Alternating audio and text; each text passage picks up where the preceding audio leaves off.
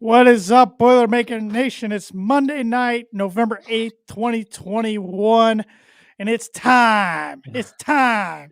It's time for basketball season and our basketball season preview. But it's also time to recap another Boiler top 5, should we say top 3 victory in football. I'm Tanner Lee alongside my co-host Evan Webb. Andrew Eiler will be joining us momentarily. Webby, what is going on? It's a great time to be a Boilermaker. It is. I've got my ice cold boiler gold with me right here, so let's have some fun with this one. And I got my real exciting Powerade Power Water mango flavor. Sponsor us, Powerade. Right. Oh man, you were lucky enough to be in attendance on Saturday in Ross-Ade. It was, and it was Looked a like glorious the place sight. was jumping. It was a lot of fun. Shout out to the Purdue fans everywhere. I mean, honestly, Michigan State fans traveled really well, As they should, if as you're they should. Yeah, that 8-0. close. Yeah, and it's not. I don't. My Michigan geography is not good, so I don't really know where East Lansing is, but I assume it's not that bad of a drive to West Lafayette. I know I went to the south end zone with my dad before we went to our seats, and I had to walk through a quite large group of Michigan State fans, and I was ready to fight somebody. Let's just say that, because I was that "Go Green, Go White" chant is next to the Hoosier chant makes my skin crawl. And I was, yeah, I was getting antsy, and I was glad that we came out and kind of punched him in the mouth right away. Yeah, we sure did. Got up 21-7. And then they called back to tie at 20. You knew they were going to come. Make a run, tied at 21. But then, so I watched the majority of the game last night on a recap. Mm-hmm.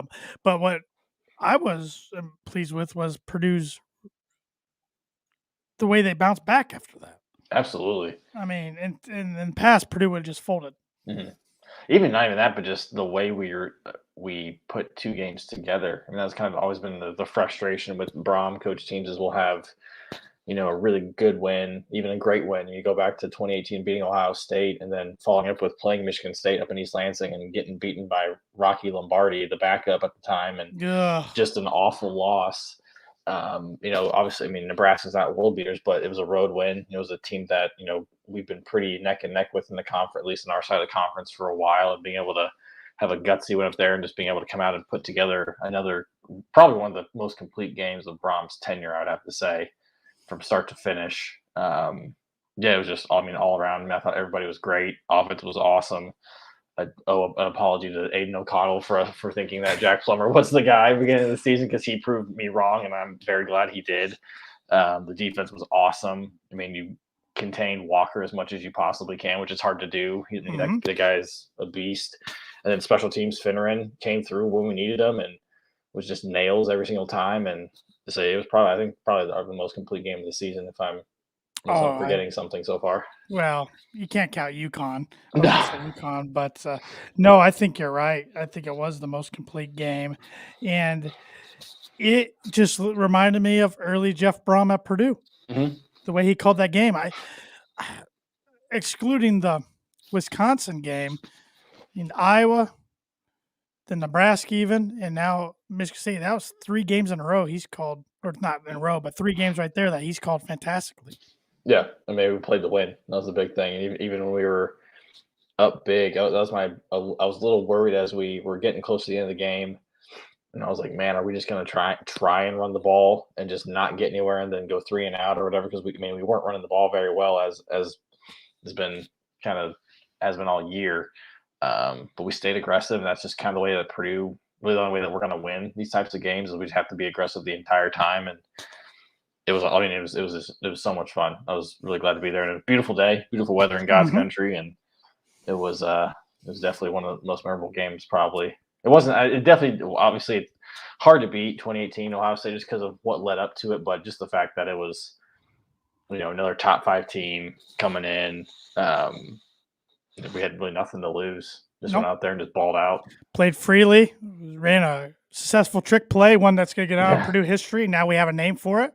Jeff Brom in his weekly Monday press conference today, they asked him what that play was called. At first, it didn't look like he was going to tell them. And then he pretty much said, it's like, we're not going to run again this year pretty much. But it's like money won. So money won is now the double reverse flea flicker screen, I guess we could call it that. It took 2 minutes to develop, but it was a thing of beauty. I mean, and shout out to David Bell and Milton Wright for throwing some key blocks. I mean, Milton Wright actually threw 2 key blocks. One was to give O'Connell time to throw to Anthrop, and then if you watch the kind of the aerial view, he sprints down once he realizes that Anthrop is going to take it. He sprints down and throws another block, probably around the 20, 15-yard mark, and then David Bell throws the final block to let Anthrop get into the end zone. And it was awesome. That was an exciting time. Yeah, and Jeff Brom had high praise for Milton Wright today in his press conference. Said he practices harder than anybody, always runs his routes as hard as he can. Said, he's been here with other good receivers, Rondell Moore, now David Bell, so he doesn't get as many balls as he probably deserves, but he said he doesn't complain at all. And you can tell Milton's probably going to be our number one receiver next year, barring David Bell shocking everybody and coming back. Right. And you can tell he loves being out there too. I mean, he's always one of the first guys to hype up another receiver. So he just seems like a really good kid, and we're lucky to have him. And I think his time will definitely come next year when if he's put in the work, and definitely hopefully come to fruition for him next year. David Bell, we still need him this year, so hopefully he can. Because I guarantee Ohio State's not thinking about Milton Wright for the first look for O'Connell for Saturday, so he could have a chance to really step up. Nope, they're going to bracket David Bell, who went over 200 yards. I think he had 217, if I'm not mistaken. 15th time he's went over 100 yards in a single game. That's a Purdue record. He's shattering records. He would shatter every record if he comes back next year. Heck, he might even still break a majority of them. We still got 4 games to go because Purdue is bowling. First time they're bowl eligible before the bucket game since 2007. And he's the best Purdue wide receiver in history. I don't know how you can argue otherwise. I thought Rondale was something. He was especially an electric, but David is just so consistent and consistently good and awesome. I remember growing up watching Standiford and watching Stubblefield, and those guys were incredible. Dorian Bryant was so much fun to watch, but David Bell always does something that just blows my mind. I feel like every single game, it seems like. I'm shocked when he doesn't come up with the ball, even if it's an extremely hard catch. He dropped it. He had a drop in this game, and you can tell the whole crowd was like, whoa, that's not something we see every day. You can tell he was mad. But he was. We all kind of knew it's like he's not doing that again. So he reminds me of Reggie Wang. Okay, great route runner. I mean, not overly speedy, but great route runner, smooth, catches balls more times than not, tough, physical. Gosh, he's just really good. Yeah. Really good. Really good. We got a comment here from Big Time on YouTube. How about them Boilers? Just for the hell of it, probably won't happen. If Purdue somehow beats OSU, what's their ranking next week? Top 15 for sure. I thought they'd be ranked in the AP yesterday. I was shocked at 6-3, beating a top 3 team at home. No bad losses either. I was surprised that they were just on the outside looking in. But I think it was because I saw a list of like the AP voters. I think it was the Hawaii beat writer had us as 15th in his poll. Good. So it was a range from 15 to 25, obviously, or I guess unranked in some of them. But if we can go into Columbus and get our first win at Columbus since 1988, I think we'd be knocking on. I think we'd slide in the top 20 at least. Oh yeah. Maybe right on that doorstep of 15. This is the first time the Boilers will play at Ohio State since 2012, which is a game all Purdue fans would like to forget. Well, I think we're 4-5 against Ohio State the last 9 matchups, and really there's 2 or 3 games where we had it kind of, or it was very close at the end. You think of 2012. Was it 2002? Was the Craig Krenzel game? Was that 2002? Yes. And then 2003 was a heartbreak overtime loss at the Horseshoe. So a couple of those games go the boys' way. We've got a winning record in the last 10 wins against Ohio State, which is definitely probably the best record out of any other Big Ten team. Yeah, because Ohio State. We got them in 04. Yep. 05 didn't play them. 06 didn't play them. 07 lost to them. 08 lost to them. 09 beat them. 2010 got killed by them. Beat him in 2011. Should have had him in 2012. Killed by him in 13. I don't think we played him until 18. I could be wrong about that, but it was the Hazel era, so definitely the way we're beating. Well, I just remember in 2013 we lost like 56-0. Yeah. I think that's the only time we played him under Hazel, but Yeah. Big Time says Purdue will be 21st or better, I think, in playoff committee rankings tomorrow. AP is a joke. Yeah, that's a good point because the playoff rankings do come out tomorrow. Yeah, really And at if this we are point, ranked in that, that's what shows up on TV. So, yeah, and that's really at this point that's the ranking that matters. I feel right. like. I mean, obviously we're not making the playoff, but it's kind of the same thing whenever what the NCAA selection committee starts ranking their top 16 teams for the tournament, and that's really what you want to be. I don't really care about the AP when it comes to basketball until that comes out. So yeah, it's kind of the same thing with the playoff. Yeah, I'm anxious to see where we're at in that. Yeah, and then that I'm glad he brought that up because that's a good reminder. A few more things I want to say about the Michigan State game is Aiden O'Connell. You brought it up. Hmm. I mean, start of the year, I didn't care which quarterback they went with because I didn't think Right. one was necessarily that much better than the other. Boy, was I wrong. Yeah. Aiden fits this offense better, and rumor has it he might be coming back for a sixth year because he wants to be a coach, wants to learn as much as he can, and I would be all for it. All Yeah. for it if he wants to come back for one more year because I mean he had over 500 yards. I think it was 536. Something like that. Yeah. Third most in Purdue history behind David Blau and about to David Blau and Curtis Painter. Fifth most all time in Big Ten history. Walk on quarterback. Yeah. Second That's most crazy. this year among FBS quarterbacks in a game. Co-offensive Crazy. Big Ten of the year or Big Ten of the week award winner. And he just was slinging it. And it was nice to see him do that at home. And I Yeah. know some people said, well, he, had a lot of screens or had a lot of yak after the catch. That's part of it. That's part of being a quarterback and having a big game. And Right. it was one of the best, if not the best, Purdue quarterback performances I've ever seen because Yeah. Blau and Painter put up bigger numbers, but Painter did in a bowl game against Central Michigan. Blau did against Missouri, and we lost. And I think he threw a pick or two. Yeah. I mean, Aiden's performance is up there with Breeze's of 99 from Minnesota and Kyle Orton's against Ball State and the likes in 04. Mhm. So, I mean, it's impressive. Hats off to the kid. Yeah, and hats off to the offensive line too for giving him time. That was a big thing too. Obviously, we've been harping on the offensive line all year, but man, he had time to throw and even evaded a couple sacks, which was kind of shocking to see.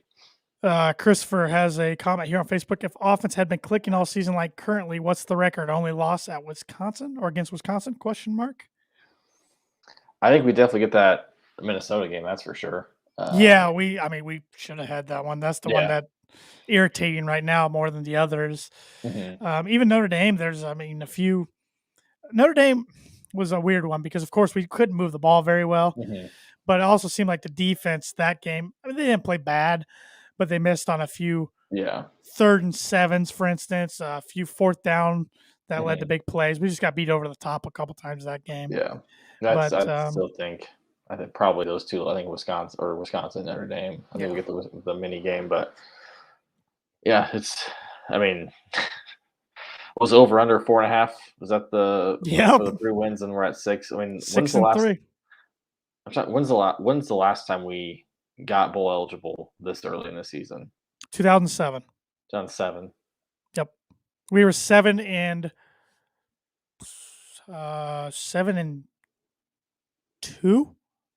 Yep. And then lost our last 3, backed our way into Motor City, and won that game for 8. Okay. The last time we've won 8 or more games in the regular season was I wanted to say 03, but it might have been 06. So it was the Capital One Bowl year? Well, 03 we won 9 games, and then we lost Okay. to Georgia State 9-4. But 06 was weird, the Champ Sports Bowl year, because we played Hawaii. So we played an That's extra right. game. I think we won 8 games that year and lost to Maryland in the Champ Sports Bowl. Fact check me on that one. Yeah. I'm curious now. You I think said we what won year? 8. 06. I think we won 8. I think we went 8-5, and then lost to make it 8-6 in the Champ Sports You Bowl. are correct. We went 8-6, 5-3 in the Big Ten. Yep. And see, that was one of the 2 years we didn't, because that was back when the Big Ten had 11 teams. Mhm. We didn't play Michigan or Ohio State in 05, 06. So those were supposed to be the years we were supposed to take advantage of that. Yeah, we lost at Notre Dame by 2 scores. Mhm. Got whooped at Iowa the following week, Mhm. 47-17. Lost at home to Wisconsin, 3-24. I remember that game. Lost home against Penn State, Remember that one too. 12-0. I remember that game. That was And then awful. yeah, lost at Hawaii and then Maryland the Champ Sports Bowl. Good friend of the show, Thad Mooney. Yep, he watched the game at my house, the Hawaii game. I was up to like 2 or 3 in the morning watching that one. Yeah, I remember. I tell you, we watched that Champ Sports Bowl at my house, and you and I went upstairs to like get something to drink, and missed the only score that we had in the whole game. Painter to Greg Orton. That was the biggest 24-7 blowout I could ever remember. Sean Merriman was the star for Maryland. Oh wow! Remember that guy? Lights out for the Chargers. Yeah. Wow. Last thing I want to say about the Michigan State game before we can move on and talk a little more about Ohio State and Big Ten games until we get into the meat of the program, which is basketball. It's kind of ironic to me and funny in a way that going back in the year 2000, the Rose Bowl season for us, we went up to East Lansing the second to last game of the year, and we just beat Ohio State at home, the Holy Toledo game, feeling high. And Michigan State wasn't very good that year, and they whooped us. I mean, and arguably cost Breeze a Heisman. He had his worst game of his career. And then we're like, well, we're not going to make the Rose Bowl because we go against Indiana. We needed Northwestern to lose. And a 1-win Iowa beat Northwestern. So then gave Purdue the tiebreaker over Northwestern and Michigan again. Then all we had to do was win the bucket, and we did that. But it's ironic to me, flash forward 20 years later, we not only knock Michigan State out of the college football playoff, unless something crazy happens, but we probably cost Kenneth Walker any chance of the Heisman. Yeah. I mean, he still had a pretty dang. Oh, he's still great. 45 yards, but yeah. I think Michigan State needed to do something really special. Which is unfortunate. I mean, I get it. It is. But, like, I mean, you look at David Bell. I mean, I saw, what was it? One of the indie media guys, Query. Jay Query. Query says if David Bell's playing for Alabama, that the Heisman's already at his house. He's not wrong. He's at least up there in contention. Yeah, it's a shame. But I mean, I get it. I mean, team success is important, but I don't know. Yeah, it's unfortunate for Kenneth Walker because he's having a hell of a year, which is crazy, as we kind of talked about last week. The fact that he leaves Wake Forest and then somehow they both get better, which is just wild. Yep. Except they did lose this past weekend. Both Walker and Wake Forest lost, but yeah, he probably out of contention now. He's definitely outside looking in, that's for sure. Unless he just puts up stupid numbers and they beat Ohio State and get to the Big Ten championship game. I can't recall a college football season that we're already in November. We honestly have no idea who's leading the Heisman race. Yeah, it's weird. There's a lot of names. Oh, it's fun. It's been as wild as this season's been. The Big Ten championship game most likely is going to be Wisconsin, Ohio State again. I know. It's so stupid. But I mean, there's a 4-way tie for the West. Anything can happen. And in the East, you can't count out Michigan yet, or even Michigan State, even though Michigan State still has to travel to Columbus and play Penn State. So I forget but still play Penn State. That's tough. Yeah, they're backloaded there. But any more thoughts from the Michigan State game? Man, it was fun. Shout out to all the Michigan State fans for chirping early on. Hope you had a nice safe drive back to East Lansing. It's one of the biggest jerks in the Big Ten from what I experienced. Just listening to him was really annoying. Talking crap about Ross Aid, whatever. I mean, I don't know. Have fun. Your athletic department's despicable and should be burnt to the ground. So have fun with it. Well said. Screw Izzo. Well said. From one program that we despise to another, Ohio State, they're going to be the best team Purdue faces. I mean, they are. What scares me about this game is I do think Purdue will cover the 20-point spread.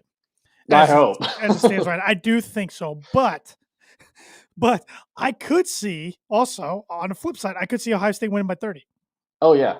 Because they haven't played well the last 2 weeks. No. They're going to hear this all week about Purdue. Unranked. Some of the guys that are still from that 2018 team, there won't have many, but some of them will still be on that roster. You think they're seeing any highlights from that game the last couple of years? Ryan Day was the coordinator. Yeah, he'll be showing them that, and so they could come out firing on all cylinders. And put it on us. But I think I saw a stat like 2 of their DBs they had some really good stats in terms of how many attempts had been thrown their way and how many actual completions had been made, and it was not very many. I think one guy had like 1 out of the last 10. So they're going to be hounding David Bell. It's going to be an absolutely tough matchup. And then CJ Stroud is obviously a young phenom who's going to worry him just lighten us up because they've got some I mean, we've got David Bell, who had an Ohio State offer, but they've got 5 of them. They got a great offensive line, a great running Yeah. back, great playmakers, defensive line that's mess. I mean, it's just across the board. Yeah, I mean, it's the closest thing we'll play to a pro team all year. I mean, they've won 24 straight Big Ten games dating back to that night in Ross State that we beat them. Right. Yeah, it's going to be. I say it's going to be fun leading up to the game, but I say it could go very south. If we win this game, Babinski needs to immediately get a new contract over to Jeff Brom's house and have him sign it. Yep. Contract extension, because I think he's going to get one anyways. Yeah. I even thought before we had these nice few wins, even if we had a losing record, I think he was going to get a contract extension for recruiting purposes. But now, over the weekend, I think that definitely sealed it. And honestly, I'm going to go on record on saying it. If we don't beat Northwestern Indiana and win 8 games, I'm going to be pretty disappointed. Yeah, which is crazy to think, because before the season it was just, let's just make a bowl, like it's, just be bowl eligible. It's progress from last year, but now it's like, I mean, we got 8-9 wins potentially regular season, looking at potential, which is absolutely crazy. And then if you obviously factor in the bowl game, 8-4 puts us in a pretty good bowl. Yeah, which I'm terrified to go back to the bring on Auburn again.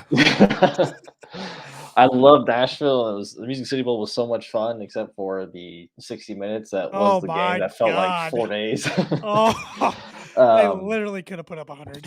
Yeah, but it's crazy just how expectations change all of a sudden. So yeah, if we don't win those 2 games, I will be upset. At first I was like, we can just split, especially when we were 5-3, like just at least split those. Like, it is what it is. Playing in the baseball stadium is weird. You never know. It's gonna be cold probably, but now it's like we better win that freaking game and get that damn bucket back. Yep.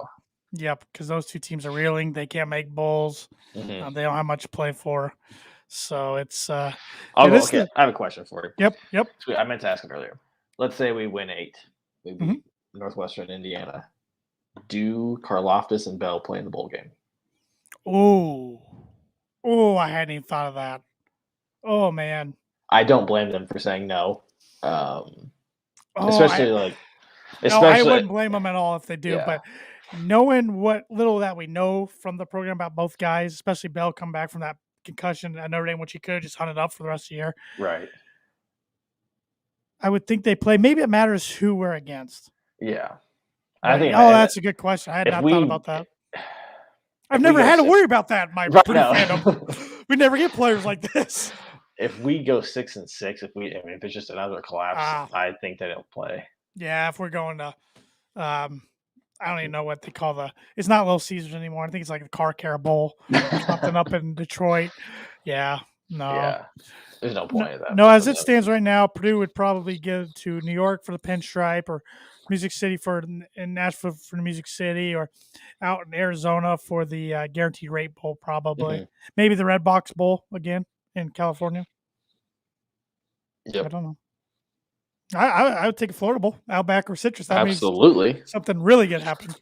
Yeah. But it's fun to be in this position. It's fun to be talking. This is the most fun I think I can say for both of us and for Andrew. The most fun we've had on Boiler Breakdown talking Purdue football, because we started this as a full-time podcast in 2019, and we haven't had that much fun to talk about. Right.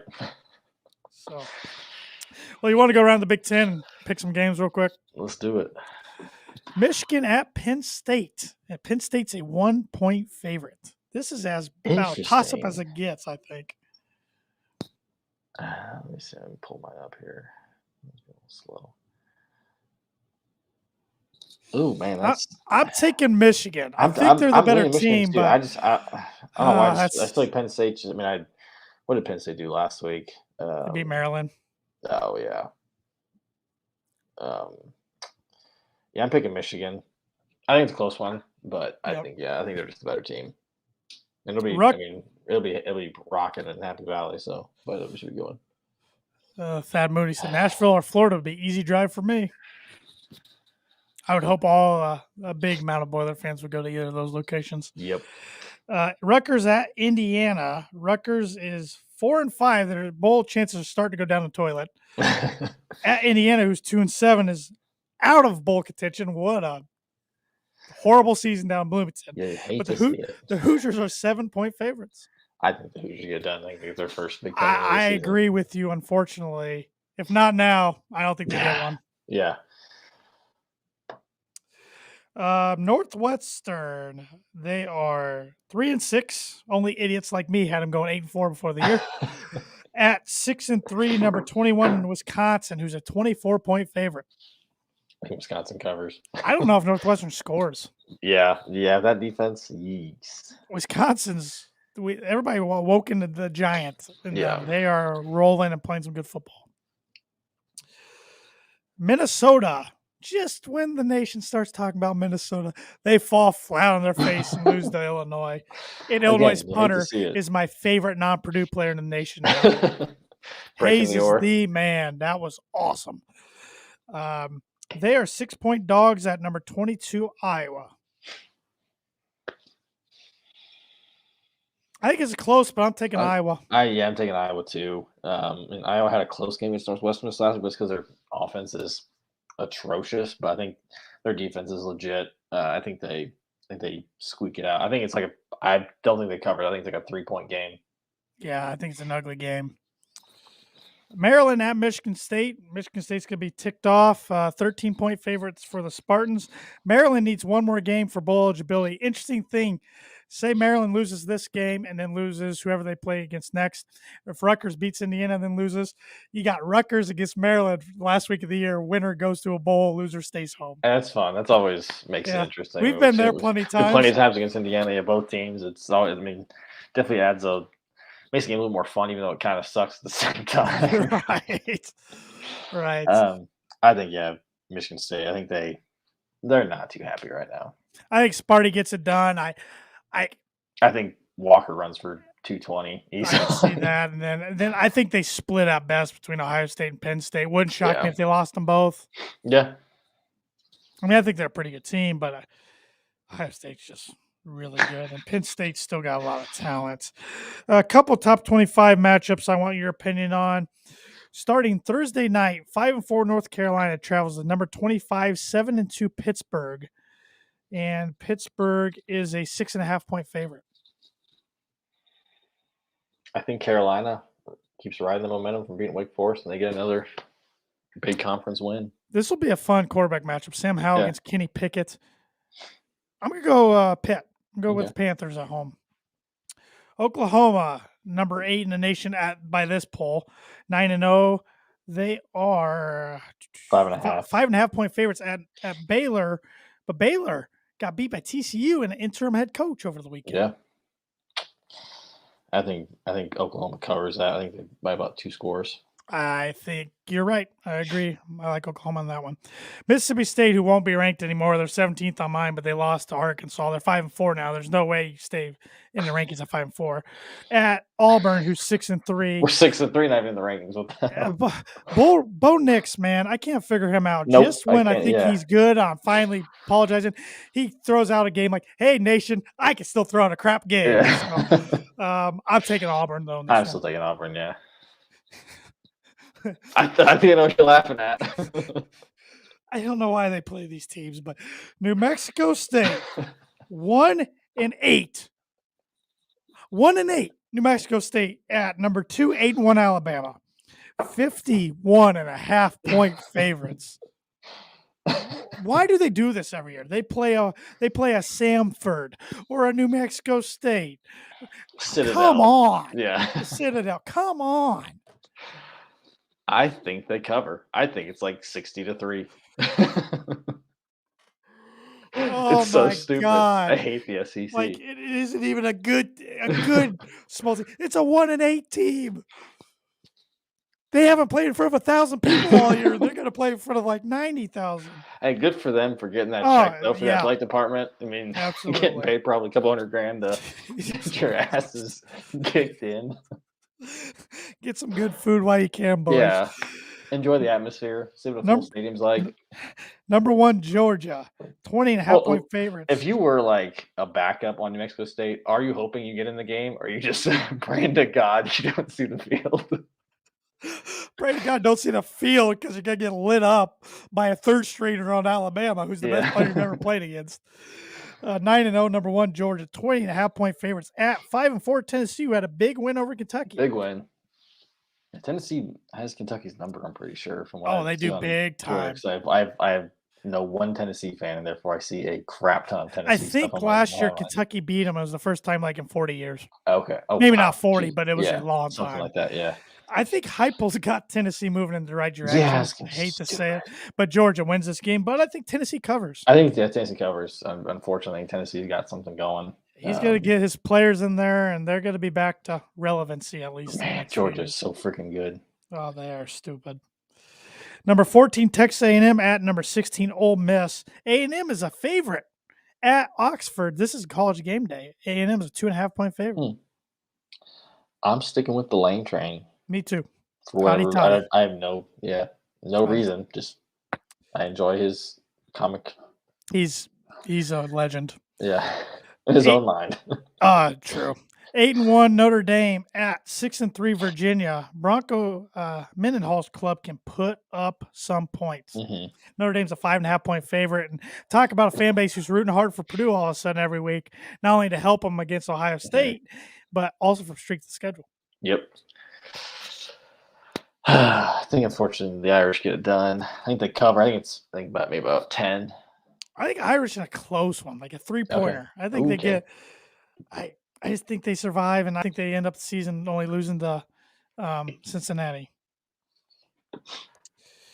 North Carolina State 2.5-point dogs at Wake Forest. Who Wake Forest suffered their first loss of the year to North Carolina. But Evan, did you know that game didn't count as an ACC conference game?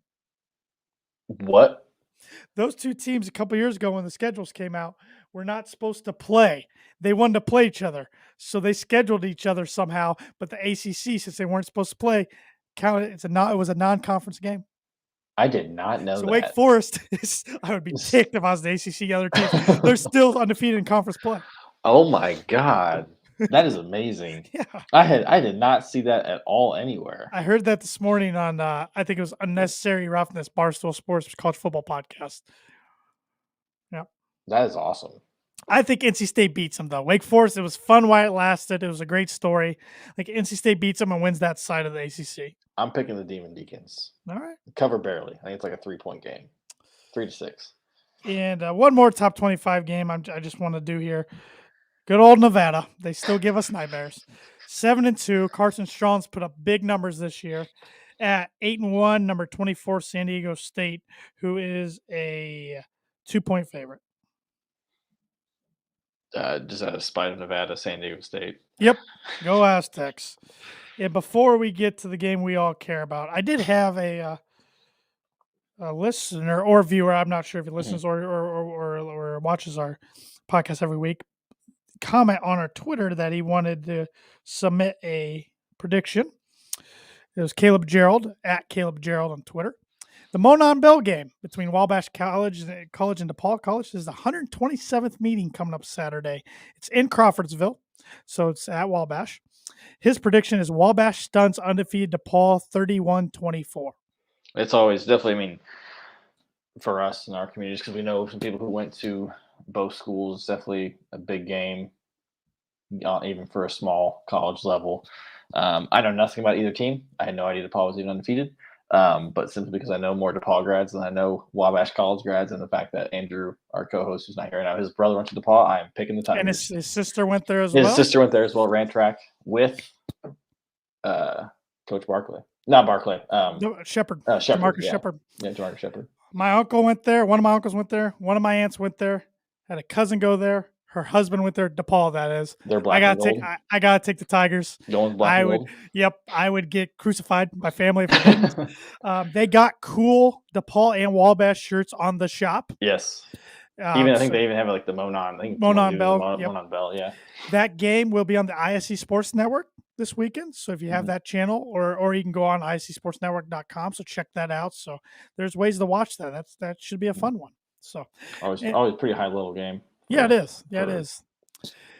And then the Boilermakers at the Buckeyes. Ohio State's a 20-point favorite. Score prediction. This one could get very ugly. It could. I do not feel confident at all. I don't feel good. Last Monday, I went out on my Twitter and predicted, spoiler alert, Boilers over Sparty. See, I didn't do that today. But I can't pick against Purdue. 38-35. Let's go. My God, that's why I love having you as a co-host, but I can't do it. I know. I went against Purdue against Iowa, and we beat them. It is at 3:30 on ABC. That's our beautiful time slot that we love to upset these top 5 opponents, even though Ohio State's 6th in the AP. But will they be top 5 tomorrow? College football playoff. Yeah, I think they will. I'm going to go Buckeyes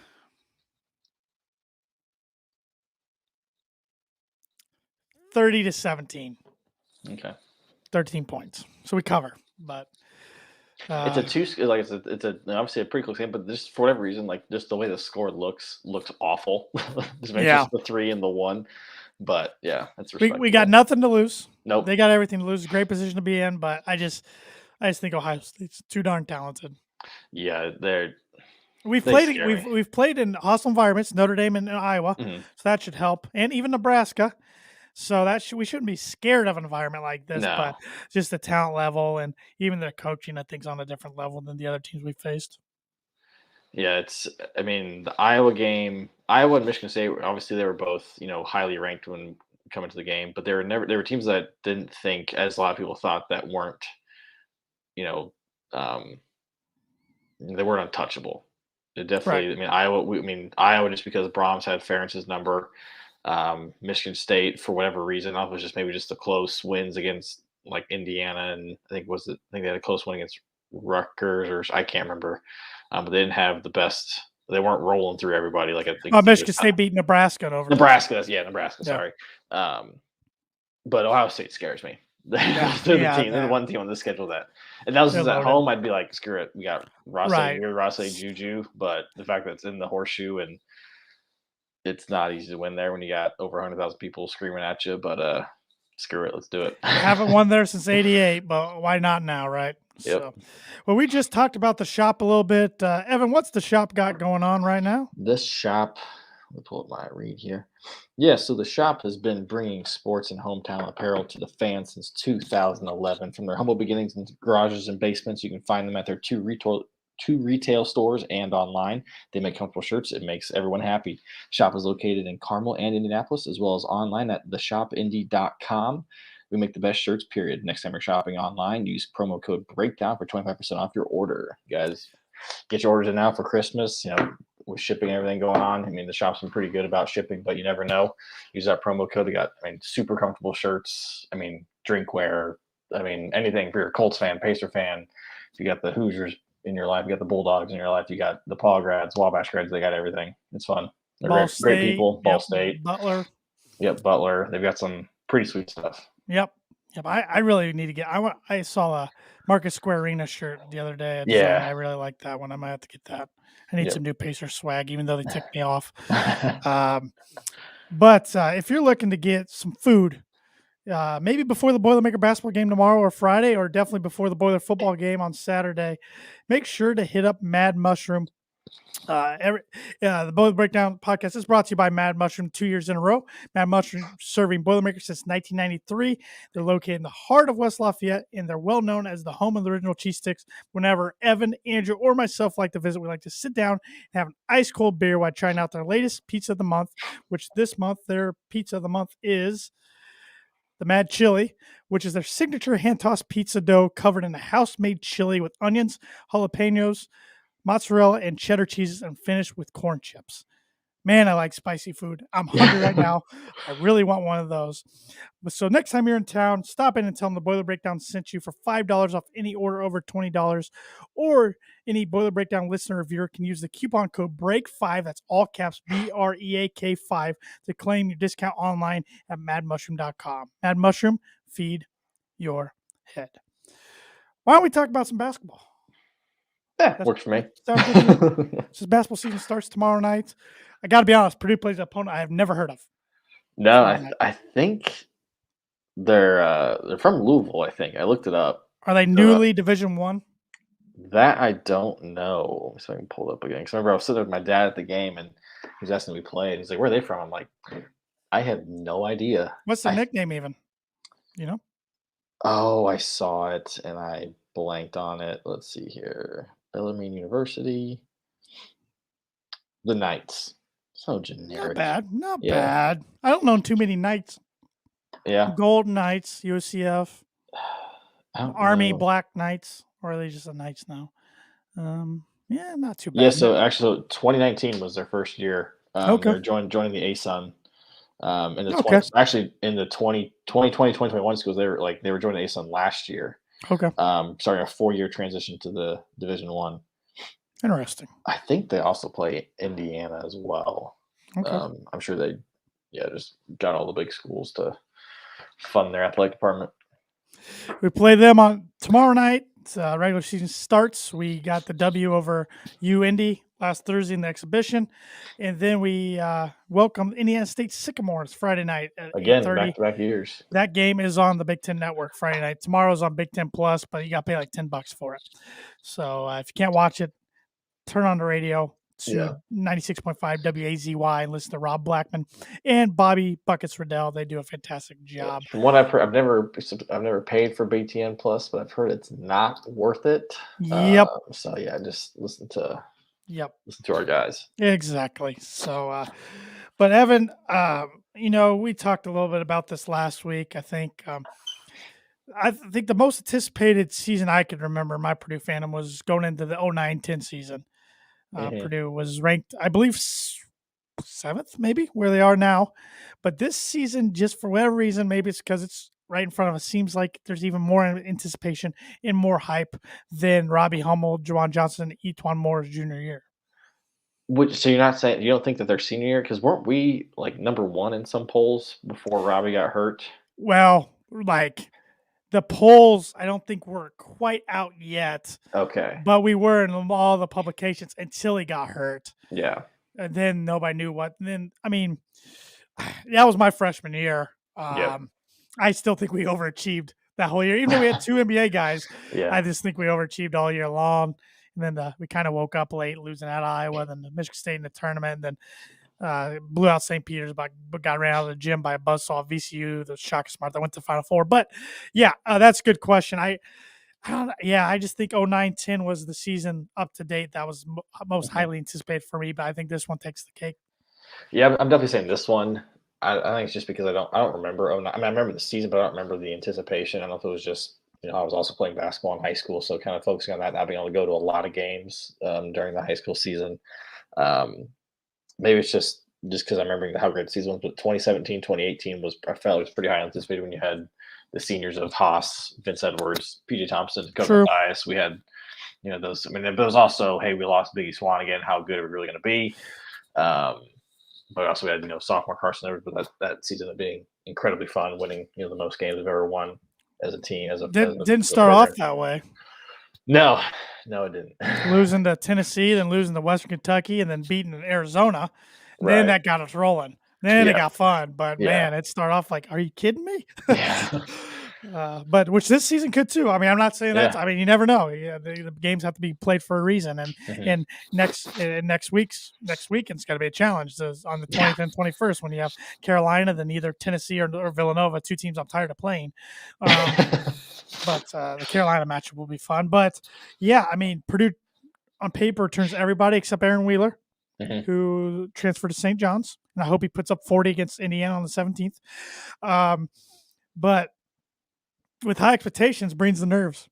Yeah, it sucks because last year was so much fun because there was no expectation. Every day was, let's see what happens. We roll the ball out, see what happens. But now the fact there is expectations, it's if it's no more of those moral victories whatsoever. It's it's either win or I'm going to be in a very bad mood, which is very unfortunate for my girlfriend who I live with.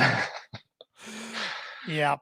I've already warned my girlfriend. This is the first season she's been around me. Oh yeah, basketball. Man. So I've already warned her. Awesome or very bad. She's brought me good luck for football season so far. So I'm hoping basketball season. For that, yeah. But I mean, when you're going into this season, and you can even bring up the schedule, we can talk about the schedule. But eyeballing everything, barring a big injury to somebody, barring a season-ending injury, is this Final Four a bust for you? And I know, and you don't have to remind me, I know how hard it is and how much luck goes into making a Final Four. But, I mean, is that what we're looking at? Because so many experts are picking Purdue to go to the Final Four. And some of them, 2 of them on CBS Sports today, picked Purdue to win national championship.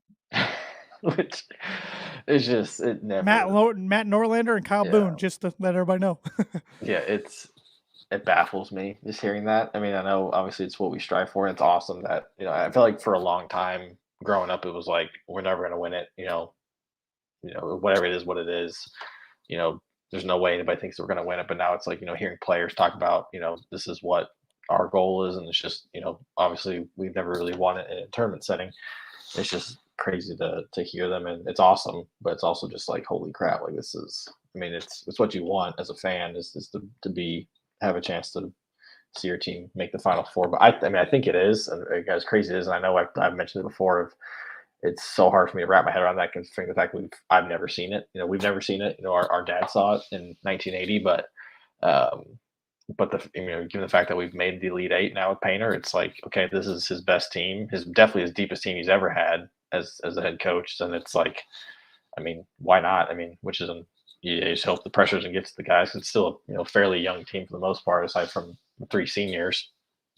But I mean, I think it is, which is, I mean, this is obviously a very high chance that the season ends not the way we want it to, and I just hope we can enjoy it along the way. It's just I was trying to think before we started recording. I was just like, man, I just hope we can have some fun. Like 2017, 2018. I was thinking back to the Michigan game at Mackey where it was just an absolute 3-point shooting contest. It felt like. I just hope we have games like that. Obviously, with us winning, but I just hope the season's fun. That's just what I want. It's just awesome games, and obviously everybody's staying healthy. But yeah, I know no matter how fun the regular season is, I know when March rolls around, I'm going to be wanting to throw up every single day once the bracket comes out.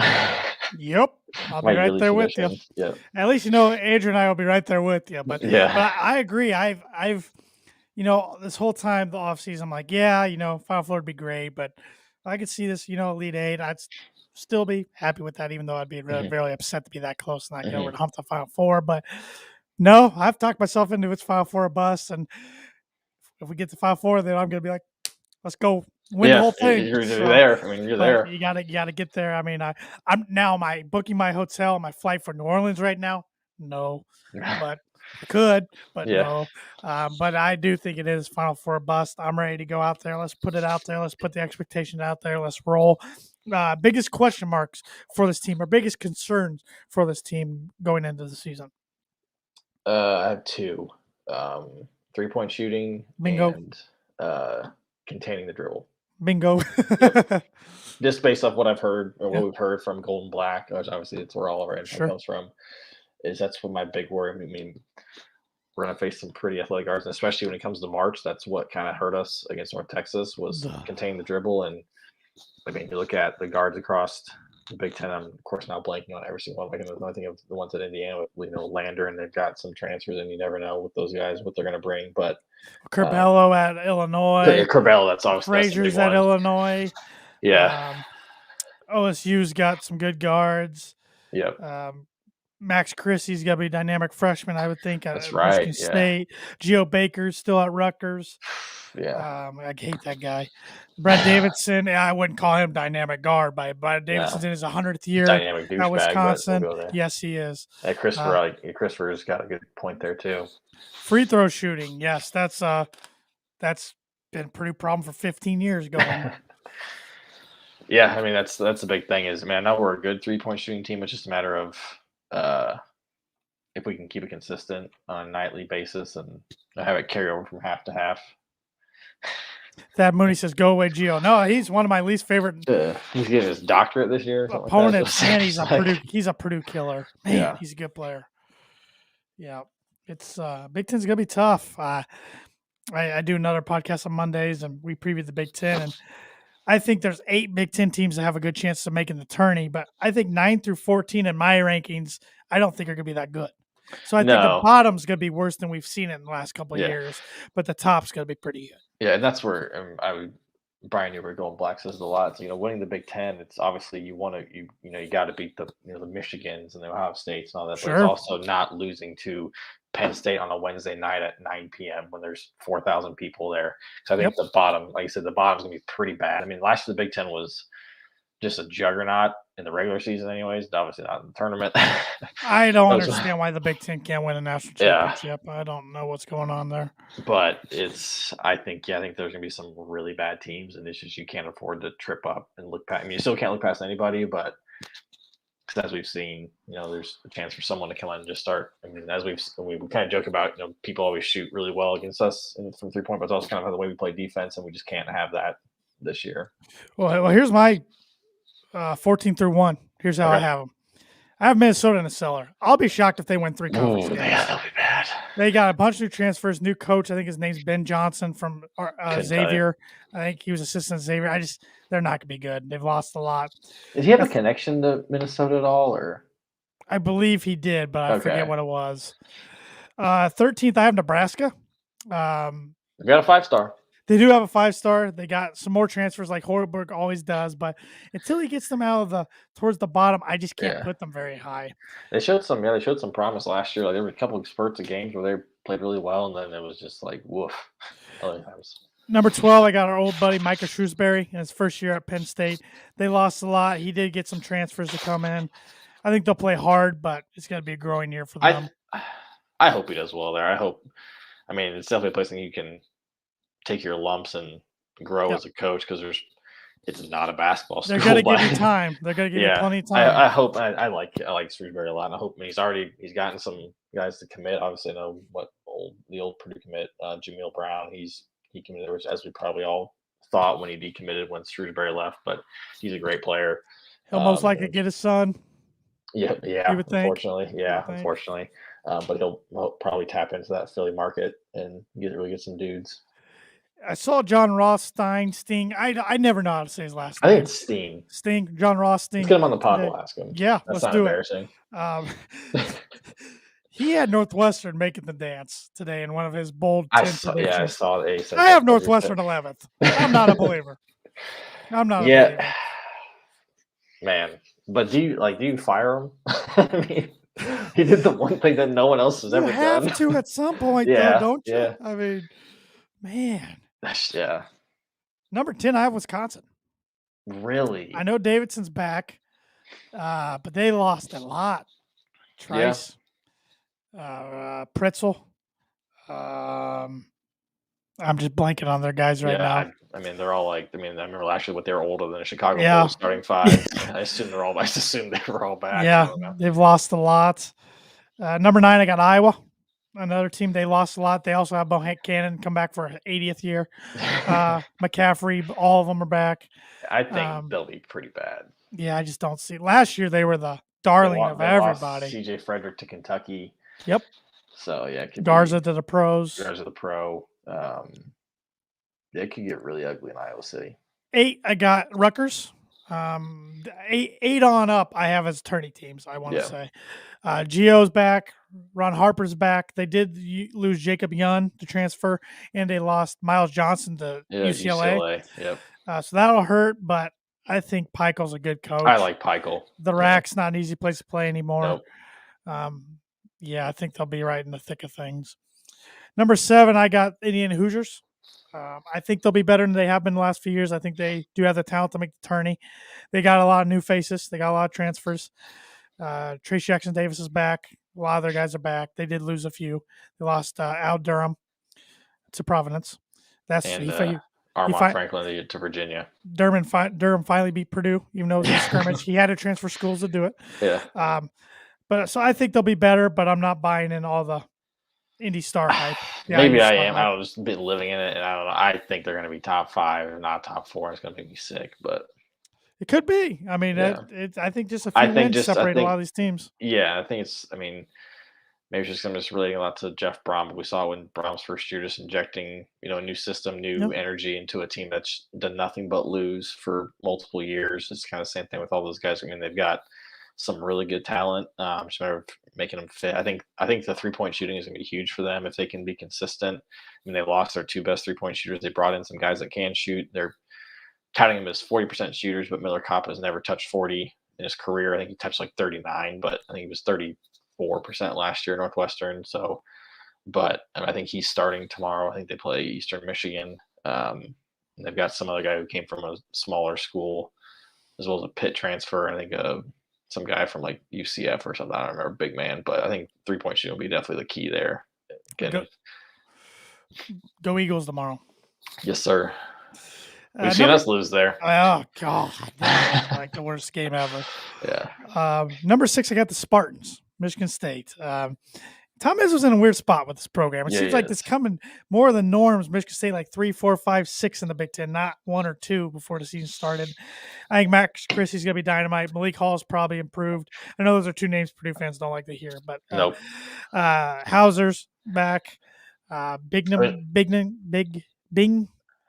Binghamton, tall, skinny guy. Yeah. He's back.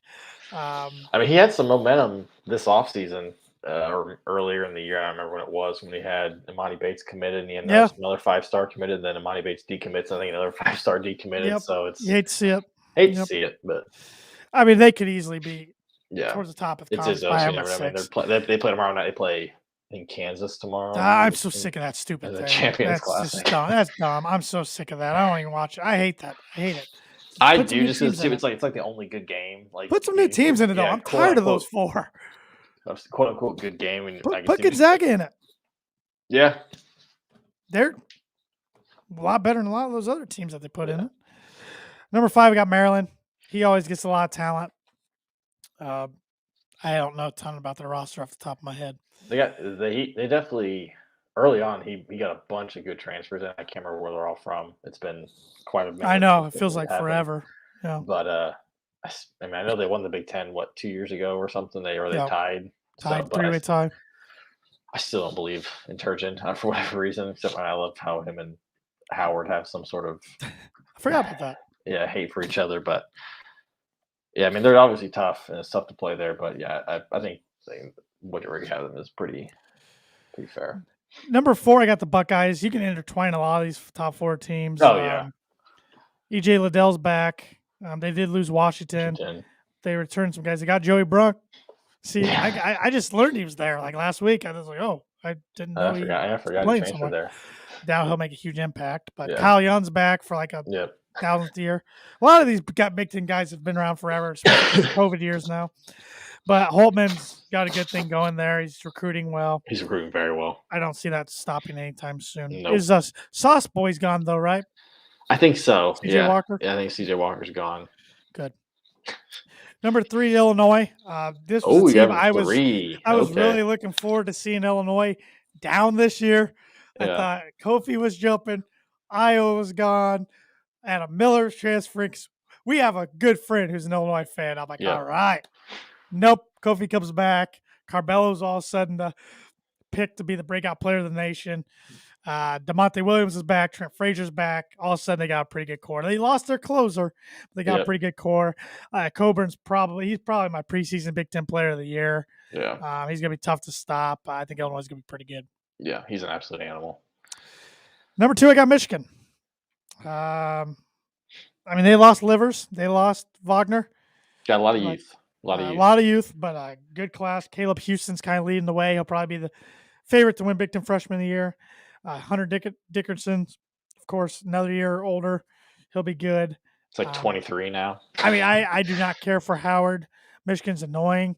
Yeah. I would take a split with them right now. I think they'll be pretty good. Yeah. Number 1, of course, Boilermakers. What else am I going to say? Right. Expectations are big. I mean, they could still have a great season and not win the Big Ten. Big Ten's going to be tough, but I just think on paper we're a little better. Yeah. Was it striving for 24? Is that what we're going for? Sounds right. Yeah.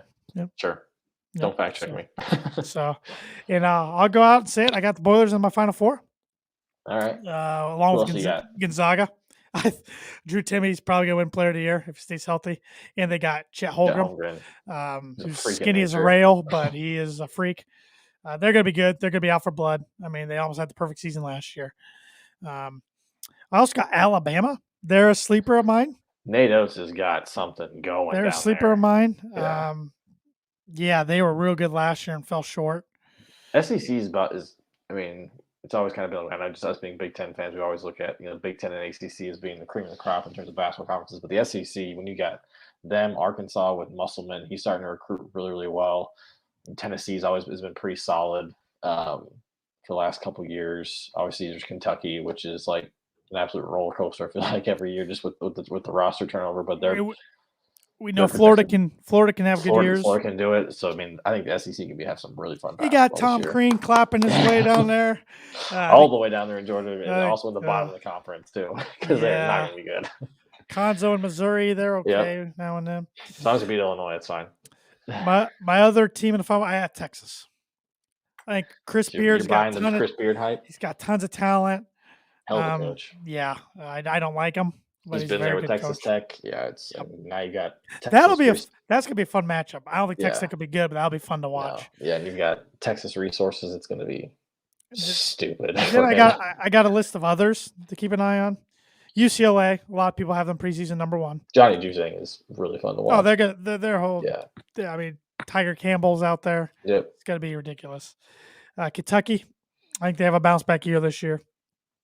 Michigan, Illinois, Kansas, Arkansas, and Duke.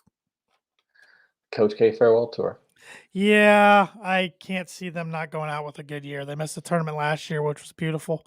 But I think they got too much talent. They'll bounce back. Yeah, they've got I think it's like Paolo Banchero. I think it's their stud 5-star freshman. He's gonna be a pretty beast. Freaking good. Yeah. I don't expect much of any of the other Indiana schools. I don't think Butler's going to be very good. Sorry, Andrew. I was hoping he'd be on to defend his case. Notre Dame, I see them being about 500. I don't think got to think. I don't know about Mike Bray. Like, he's done such a good job. Would they force him out of the door? But it might be time for a change. I mean, Bray's been there since, I believe, 2000 or 2001. It's crazy. Yeah. I don't know anything. I think Ball State's like preseason 8th or something in the MAC. I don't know anything about Valpo, Purdue, Fort Wayne, IUPUI, Evansville. Yeah. So, yeah, looking forward to it. Should be fun. Do you have a record prediction? Well, how many games do we play? 30. I think 31 is what I counted. All right. So, non-con. I don't think we go undefeated in non-con. Okay. I actually will go out on a limb and say we're going to lose a game next weekend. Okay. Against either Carolina, Tennessee, or Villanova. We'll lose one. We'll win the other one. I don't know. Maybe my tune will change come next week. But so I think we lose that one. I think we beat Florida State. I think we beat NC State. Know nothing about them. No, nothing. I think we beat. I forgot we played them until I was checking my schedule. I was like, oh, cool. We played 2 ACC. It was supposed to be West Virginia last year at the Barclays, but that's right. COVID ruined that, and then I don't know what happened with the reschedule. I think we'll beat Butler in the last year at the Crossroads Classic. Thank God. I think we lose one non-conference game. So put me down for one. Big Ten. Can you remind me of who we only play once and where? Oh, God. Okay, we play Michigan State once, and it's at Michigan State. That's the third to last game of the year, February 26th. Okay, we've had good luck, but I'll say we lose that one. So that's 2 losses. We play Rutgers twice. Whoops. I think we play Nebraska once, and that's at home. Nah, we'll win that one. We play Minnesota once. Well, of course we do. It's at Minnesota. Yeah, we'll win that one. That's a trap game if ever. It is, but oh my God, I think that's in Maryland. Maryland at home. At home makes me feel good. Yeah, it's a Sunday game. That could be a CBS game. Gosh, it's tough to predict. It is CBS game. It's already CBS.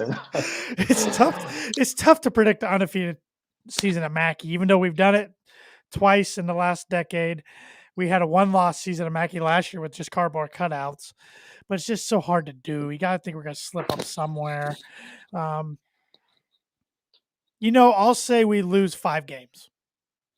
So we lose 4 in the Big Ten and 1 non-con.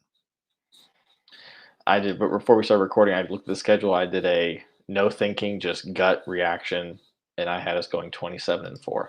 Hey, look at that! Great minds think alike. I had us losing. Oh, I said 5. Damn, I said. It's close enough. Yeah, I had us losing. I said we're going to beat North Carolina. I think we're going to lose to Villanova. I think Villanova beats Tennessee, and I had us losing all on the road. So I think we go undefeated at Mackey. I had us losing at Michigan, at Illinois, and at Indiana. Okay. I can see Which those. is a very rough start to this conference schedule because we play. And that's our first. We play Iowa and Rutgers first. Iowa home versus Iowa at Rutgers, and then obviously there's a break. And then we have home against Wisconsin, at Penn State, at Michigan, home against Nebraska, at Illinois, at Indiana. So that could be 2 back-to-back losses, which could be a very rough start to the conference. But hey, Yeah, pressure makes diamonds, baby. Yep. Nope, I'm all looking forward to it. Like you said, it's anticipation and expectations brings the nerves out, but it's also where you want to be as a fan. What seed do you think we are? 2. Yeah, I think so too. A good, one of the better 2 seeds. Yep. I would take it right now. Sign me up. Who? It's a stupid question, but who do you think our leading scorer? I think Jaden Ivey. I think so too. Part of me wanted to say Zach Edey. I just. Yeah, I mean, I think he's gonna be a monster. I wouldn't be. God, am I really gonna say this? I wouldn't be shocked if we not only lose 3 seniors in Ivy, if we lose Edey to the pros too. I think he's gonna have that good a year. That'd be wild. I know. That means we had a great year. Was going to redshirt until Barnes was transferred. Didn't play basketball till what? Sophomore in high school. Matt Painter doesn't gush about players very often the way he gushed about him in the preseason media or the Big Ten preseason media day. Media day. So, I mean, he's smart with his words, and for him to go out and say that about Edey, I'm like, all right, he's a real deal. Who leads us in assists? Man, that's a good question. I want to say Ivy because he needs to, but yeah, I'm gonna go with Isaiah Thompson. Oh, okay. I was gonna say Ivy or Travion. Okay, well, Travion his best pass on the team. When I was thinking this before the show, I was like, I think I'm gonna pick Travion. I was like, but Ivy, he's gonna drive a lot and hopefully drive and dish. Let's see here. I'm trying to think. Oh, I got two for you. Okay. Who's the one player that's gonna surprise everybody the most? That's the beauty because we have so many dang guys. Yeah. My gut reaction is Thompson. Okay. I think he's going to take a big step. I mean, obviously he's not new to the program. I think it wasn't great for us last year. It was definitely he started the other night. He started the other night. I think he was kind of a liability at times, but I think Painter. I mean, as we know, Painter trusts experience, and obviously, I think Thompson comes from a good lineage of basketball players. Obviously, with his brother. I was gonna say him or maybe something like Caleb First. I mean, I know we've got high hopes for him, but I just think he's going to be a really solid player who I don't think will leave the starting lineup. I would even go on a limb and say I think he's the one guy in the starting lineup who doesn't get swapped out at some point. And like I could see obviously we've already seen Travion not starting the scrimmage. Edey, I could see if Ivy's having a slump, maybe Painter sitting him to light a fire under his butt. We've got Hunter. We saw him not start the other night. You could see I could see Morton starting, but I think First is going to be the guy who, if he starts tomorrow night, which I assume he is, I think he's the one guy who doesn't lose a starting spot. As crazy as to say that about like Ivy, but I think for whatever reason, I think he's got a high motor, whatever analogy you want to use for a white basketball player from the state of Indiana. He's all of them, I think. And I think he's going to be a beast. Ray on Facebook said First going to be a beast. Yep. Well, my guy, I think, is going to raise eyebrows. A guy, a lot of people are forgetting about Mason Gillis. Yeah. I was thinking maybe Ethan Morton when you were going with that. I almost went with Morton. I forgot about Gillis. I think Gillis is because he knows he screwed up and he's taken, accountability of it. And they said he looks great in practice. He looks chiseled. I think, as you said, I think he's going to be I think he's a very important key to this team this year. I think, obviously, I don't think he's going to start. So I think First is going to, like I said, First is going to hold that position and never going to lose it. But I think just from also just what's the word I'm looking for? An attitude standpoint. I mean, he's a dog, and I think for those games, we've got fans back. We got we've got 3 guys who played in front of crowds: Hunter, Travion, Sasha, because Gillis and Newman were red shirts the last time we had fans. Don't we have 10 guys on this team who have not played in front of fans in a regular season game? I think so, yeah, because Sasha, Trey, and Hunter have. I said Thompson Newman. has. Okay, you're right. I forgot about Thompson. Yeah, so 4. And then, like I said, Newman and Gillis were on the team, but they weren't playing. And obviously, you have all the freshmen from last year, or the sophomores from last year, or from this year, and the freshmen now. But I think you're going to have Gillis, who, like, for those games, at Indiana, at Michigan State, where it's going to be there, the whole crowd's obviously against you. And I think just having that nastiness about him is going to be so important for this team. Yeah, because And they're going to feed off it. He'll get some chance at him. Oh, yeah. Christopher on Facebook says, I agree. I feel Gillis is kind of a Landry type Ooh, player. I like that comparison. Anytime anybody's compared to Carl Landry, I'm all for that. Landry was a dog. God, he was.